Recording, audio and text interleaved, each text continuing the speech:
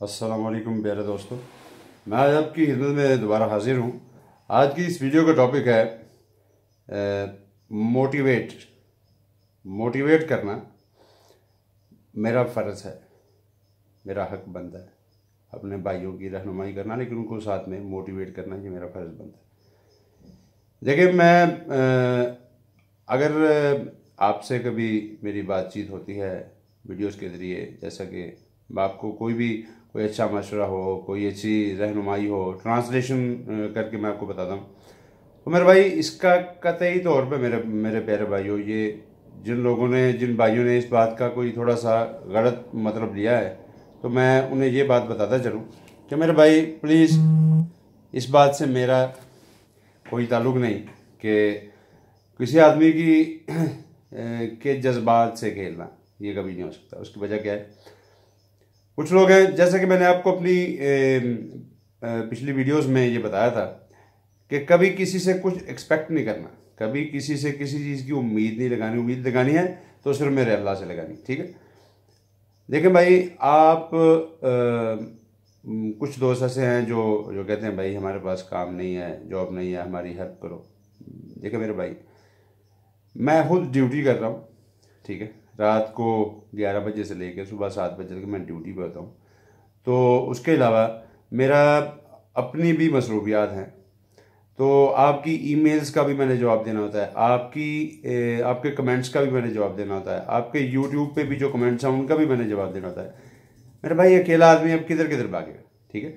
मेरा काम है आप सबको मोटिवेट करना, लेकिन मोटिवेट करने का मकसद मेरे भाई ये नहीं कि आप मुझसे उम्मीदें लगा लें।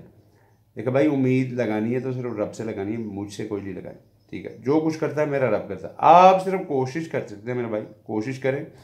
जैसा कि वो पंजाबी का मियां मोहम्मद बख्श का वो शेर है, माली दा कम पानी देना पर मशकां लावे, मालक दा कम फल फुल लाना लावे या ना लावे, ठीक है। एक बात ये क्लियर होगी मेरे भाई।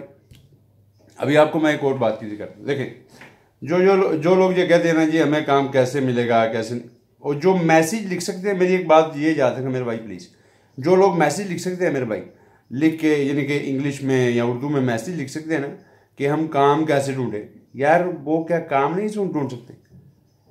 एक मेरे जैसा आदमी, यार एक मेरे जैसा अनपढ़ जाहिल आदमी, ठीक है, जो ये कुछ कर सकता है। यार मेरा आपको मोटिवेट करने का मकसद सिर्फ ये है कि देखिए, अगर मैं कर सकता हूँ मेरे भाई, तो आपने तो माशाल्लाह डिग्रीज ली हुई हैं, आप इतने पढ़े लिखे हो यार, तो आप ये क्यों नहीं कर सकते मेरे भाई? हमें एक बात समझनी होगी सबसे पहले कि इस दुनिया में, पूरी कायनात में जो कुछ होता है मेरे अल्लाह की मर्जी से होता है, उसके अलावा कुछ नहीं होता, ठीक है।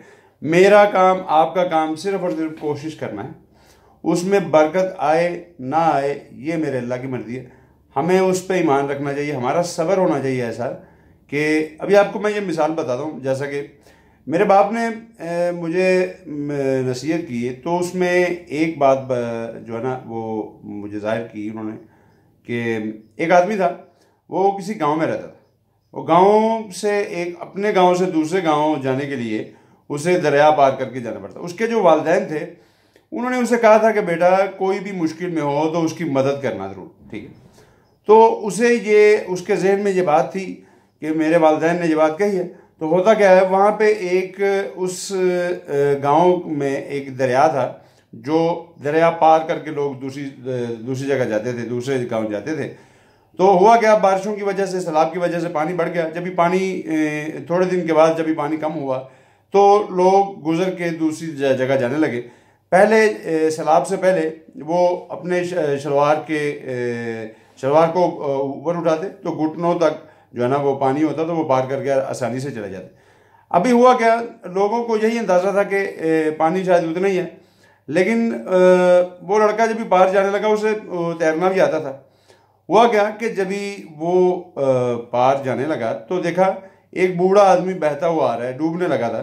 वो कहने लगा बेटा मुझे बचाओ, बेटा मुझे बचाओ। उसने देखा बुजुर्ग आदमी है, उसे बात याद आई अपने वालिदैन की कि किसी की मुश्किल में किसी की मदद जरूर करनी है।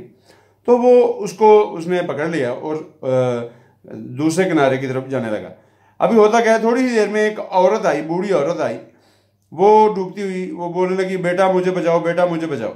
तो उसने चूंकि औरत को प्रायोरिटी दी, उसको ज़्यादा तरजीह दी, तो उसने वो उस बाबे को छोड़ा, वो औरत को पकड़ लिया। अभी होता क्या है कि जब भी थोड़े से आगे गया तो देखता क्या है कि एक औरत अपने बच्चों के साथ डूब रही है। तो वो चिल्ला रही है, भाई बराए मेहरबानी मुझे बचाओ, मेरे बच्चे मर जाएंगे, मेरे बच्चे छोटे छोटे बच्चे हैं, इनको बचाओ। उसने उस माई को भी छोड़ा, उस औरत को भी छोड़ा, और उसके बच्चों को और उस औरत को जो है ना उसने पकड़ लिया, उनको ज़्यादा तरजीह दी उसने। तो अभी जा रहा था कि रास्ते में वो उनका जो वज़न था बच्चों का और उस औरत का जो वज़न था, थोड़ी देर में उसे महसूस हुआ कि उस वज़न से वो खुद भी डूब रहा है, उस वज़न से वो खुद भी डूब रहा है। और हुआ क्या, उसने सबको छोड़ा, उसके अपनी जान के लाले पड़ गए उसे कि यार मैं डूब जाऊंगा, मैं डूब रहा हूँ। तो उसने छोड़ दिया सबको और खुद पार चला गया। इसका नतीजा क्या निकला कि उस भाई ने मदद सबकी की लेकिन पार किसी को नहीं लगाया। ठीक है मेरे भाइयों, मैं किसी एक आध को ही की कोई हेल्प ऐसी कर सकता हूँ काम के सिलसिले में, वो भी अगर कोई